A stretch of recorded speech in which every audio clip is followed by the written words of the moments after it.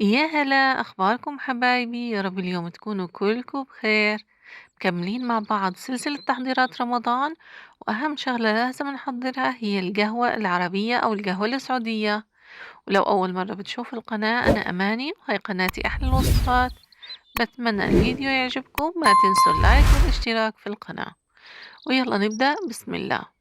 حبيت اليوم إني أقدم لكم طريقة القهوة من الألف إلى الياء، يعني من أول ما تجيبي حبوب القهوة وتحمصيها لحد ما تطحنيها وتحضريها في دلتك.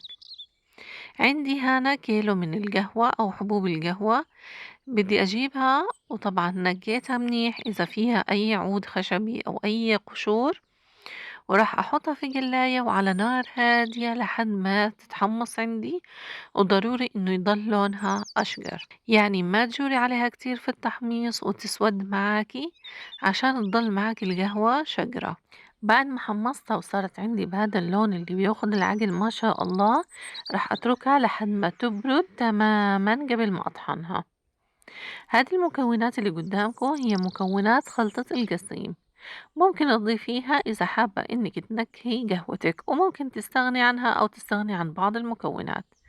عندي هنا 4 فناجين من مبيض القهوة، ممكن تستبدليه بالحليب البودرة، وممكن تستغني عنه تماما وتضيفي شوية أو حوالي ربع كوب من الحليب السائل وانتي تغلي القهوة. وعندي فنجان ونص من الهيل المطحون، ونص فنجان من الزنجبيل، ربع فنجان من القرنفل، وربع فنجان من القرفة، وربع فنجان من بودرة الزعفران. وأكيد بودرة الزعفران ممكن إنك تستغني عنها تماما وتضيفي شوية من الزعفران العادي. بعد ما بقلبهم كتير منيح مع بعض، ضروري إني أحتفظ فيهم في مرتبان أو علبة قزاز تكون نظيفة ومحكمة الغلق، وممكن تحفظيها في الفريزر وتضلها عندك لمدة عام كامل، ما بتخرب وبتضل نكهتها طازة. عندي هنا حبوب القهوة، بعد ما بردت تماما طحنتها مرتين عشان تصير معايا ناعمة بودرة بهذا الشكل. الخلطة اللي بدنا نحضرها هان هي خلطة القهوة اللي جاهزة راح تكون للتحضير. كل 4 فناجين من بودرة القهوة اللي حضرناها بتحتاج لفنجان واحد من الخلطة اللي هي خلطة القصيم اللي حضرناها مع بعض.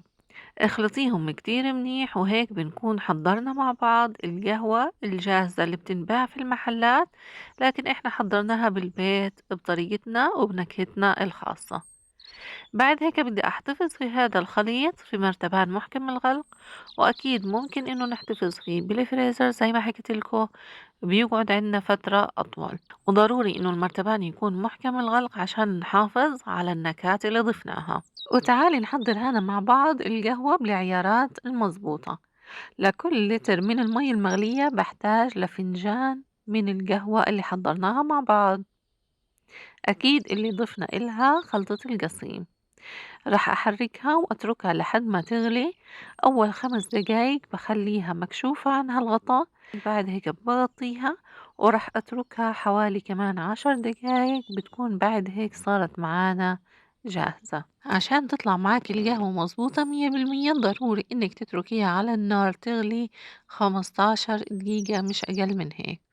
وقبل ما تضيفيها على الدلة أو الترمس، ضروري إنك تحطي معلقة صغيرة من الهيل المطحون، وبعد هيك اسكبي عليها القهوة، ويا عيني استمتعي بفنجان قهوة يعدل المزاج.